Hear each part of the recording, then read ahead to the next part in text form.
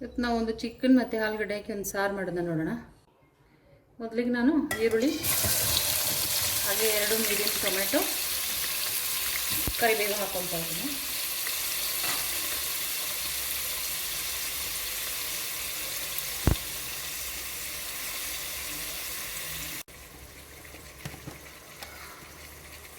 ಸ್ವಲ್ಪ ಉಪ್ಪು ಹಾಕ್ಕೊಳ್ತಾ ಇದ್ದೀನಿ. ಉಪ್ಪು ಹಾಕ್ಕೊಳ್ಳೋದ್ರಿಂದ ಸ್ವಲ್ಪ ಬೇಗ ಬೇಯ್ತದೆ. ಅದು ಹಾಕಿ ನೀಟಾಗಿ ಮಿಕ್ಸ್ ಮಾಡ್ಕೊಳ್ಳೋಣ. ಸ್ವಲ್ಪ ಬೇಯಲಿಕ್ಕೆ ಇಡೋಣ.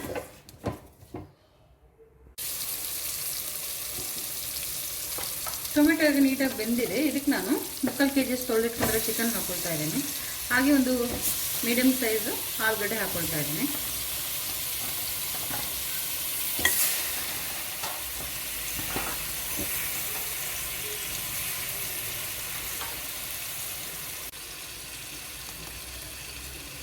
ಸ್ವಲ್ಪ ಅರಿಶಿನ ಹುಡಿ ಹಾಕ್ಕೊಳ್ತಾ ಇದ್ದೀನಿ.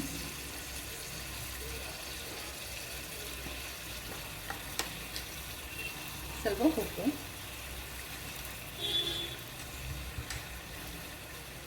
ಇನ್ನೊಂದ್ಸಲ ನೀಟಾಗಿ ಮಿಕ್ಸ್ ಮಾಡ್ಕೊಳ್ಳೋಣ.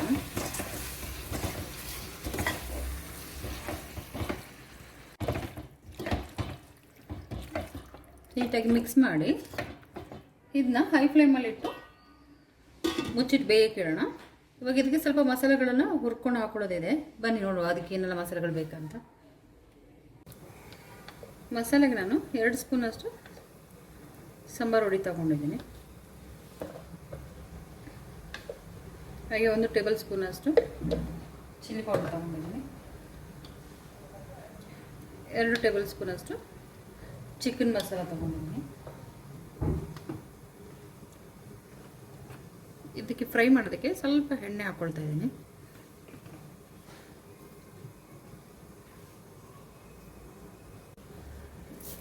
ಎಣ್ಣೆ ಹಾಕಿ ನೀಟಾಗಿ ಇದನ್ನ ಮಿಕ್ಸ್ ಮಾಡಿಕೊಂಡು ಎಣ್ಣೆಲಿ ಇದನ್ನ ಸ್ವಲ್ಪ ಫ್ರೈ ಮಾಡ್ಕೊಳ್ಳೋಣ.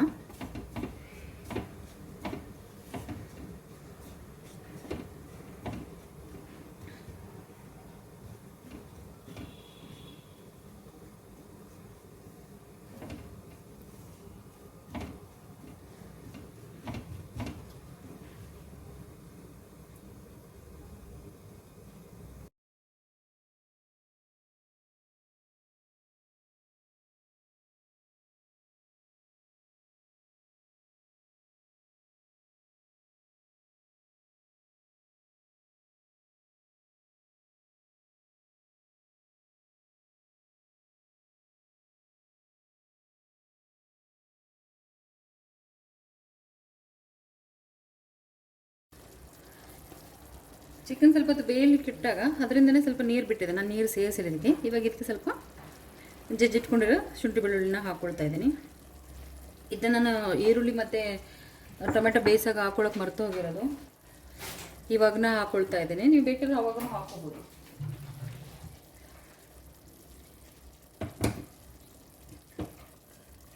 ಇದಕ್ಕೆ ಫ್ರೈ ಮಾಡಿಟ್ಟಿರೋ ಮಸಾಲೆಗಳನ್ನ ಮಿಕ್ಸ್ ಮಾಡ್ಕೊಳ್ಳೋಣ.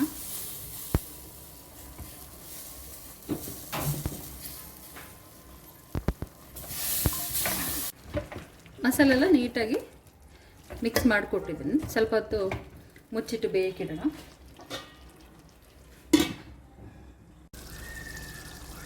ನಾನೊಂದು 10 ನಿಮಿಷ ತನಕ ಹೈ ಫ್ಲೇಮಲ್ಲಿ ಇದನ್ನ ಮಸಾಲೆಲ್ಲ ಹಾಕಿ ಹಾಗೆ ಬೇಯಲಿಕ್ಕೆ ಇಟ್ಟಿದೆ. ಯಾಕಂತಂದರೆ ನಾವು ಎಣ್ಣೆಲಿ ಮಸಾಲೆ ಹುರಿದುಕೊಂಡಿದ್ವಲ್ಲ, ಅದನ್ನ ಹೈ ಫ್ಲೇಮಲ್ಲಿ ಇಟ್ಟು ಈ ಥರ ಬೇಯಿಸ್ಕೊಳ್ಳೋದ್ರಿಂದ ಈ ಕಲರ್ ಬರುತ್ತೆ.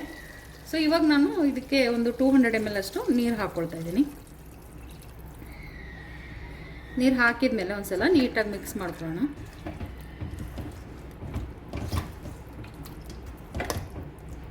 ಹಾಗೆ ಸ್ವಲ್ಪ ಬೇಯಲಿಕ್ಕೆ ಇಡೋಣ ಅಂತ.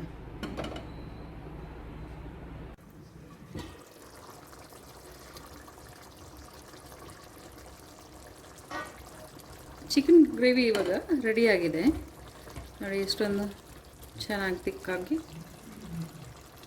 ರೆಡಿಯಾಗಿದೆ. ಇವಾಗ ನಾವು ಮಾಡೋ ರೆಸಿಪಿಗಳು ನಿಮಗೆ ಇಷ್ಟ ಆದರೆ ಲೈಕ್ ಮಾಡಿ, ಹಾಗೆ ನಮ್ಮ ಚಾನಲ್ನ ಸಬ್ಸ್ಕ್ರೈಬ್ ಮಾಡಿ. Thank you.